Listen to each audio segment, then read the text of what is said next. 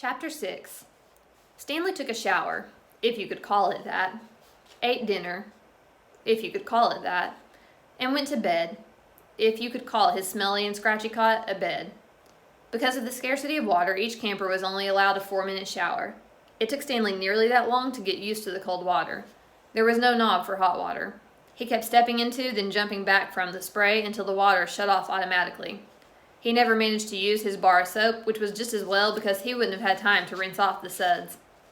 Dinner was some kind of stewed meat and vegetables. The meat was brown and the vegetables had once been green. Everything tasted pretty much the same. He ate it all and used his slice of white bread to mop up the juice. Stanley had never been one to leave food on his plate, no matter how it tasted. "What'd you do?" one of the campers asked him. At first, Stanley didn't know what he meant. "They sent you here for a reason." "Oh," he realized, "I stole a pair of sneakers." The other boys thought that was funny. Stanley wasn't sure why. Maybe because their crimes were a lot worse than stealing shoes.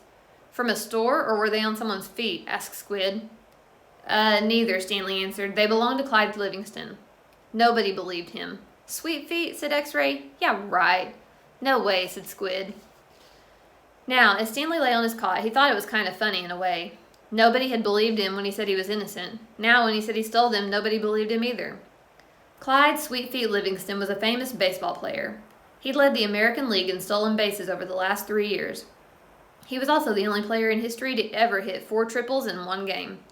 Stanley had a poster of him hanging on the wall of his bedroom. He used to have the poster anyway. He didn't know where it was now. It had been taken by the police and was used as evidence of his guilt in the courtroom. Clyde Livingston also came to court.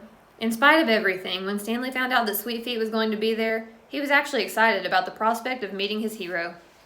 Clyde Livingston testified that they were his sneakers and that he had donated them to help raise money for the homeless shelter. He said he couldn't imagine what kind of horrible person would steal from homeless children. That was the worst part for Stanley. His hero thought he was a no-good, dirty, rotten thief. As Stanley tried to turn over on his cot, he was afraid it was going to collapse under all his weight. He barely fit in it. When he finally managed to roll over on his stomach, the smell was so bad that he had to turn over again and try sleeping on his back. The cot smelled like sour milk. Though it was night, the air was still very warm. Armpit was snoring, 2 cots away. Back at school, a bully named Derek Doone used to torment Stanley. The teachers never took Stanley's complaint seriously because Derek was so much smaller than Stanley.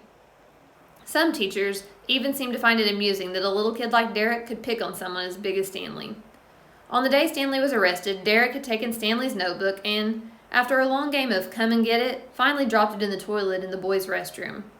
By the time Stanley retrieved it, he had missed his bus and had to walk home. It was while he was walking home, carrying his wet notebook, with the prospect of having to copy the ruined pages, that the sneakers fell from the sky. "I was walking home and the sneakers fell from the sky," he had told the judge. "One hit me on the head." It had hurt, too. They hadn't exactly fallen from the sky. He had just walked out from under a freeway overpass when the shoe hit him on the head. Stanley took it as some kind of sign. His father had been trying to find out a way to recycle old sneakers, and suddenly a pair of sneakers fell on top of him, seemingly out of nowhere, like a gift from God. Naturally, he had no way of knowing they belonged to Clyde Livingston. In fact, the shoes were anything but sweet. Whoever had worn them had had a bad case of foot odor. Stanley couldn't help but think that there was something special about the shoes, that they would somehow provide the key to his father's invention. It was too much of a coincidence to be a mere accident. Stanley had felt like he was holding Destiny's shoes. He ran. Thinking back now, he wasn't sure why he ran. Maybe he was in a hurry to bring the shoes to his father, or maybe he was trying to run away from his miserable and humiliating day at school. A patrol car pulled alongside him. A policeman asked him why he was running. Then he took the shoes and made a call on his radio. Shortly thereafter, Stanley was arrested. It turned out the sneakers had been stolen from a display at the homeless shelter.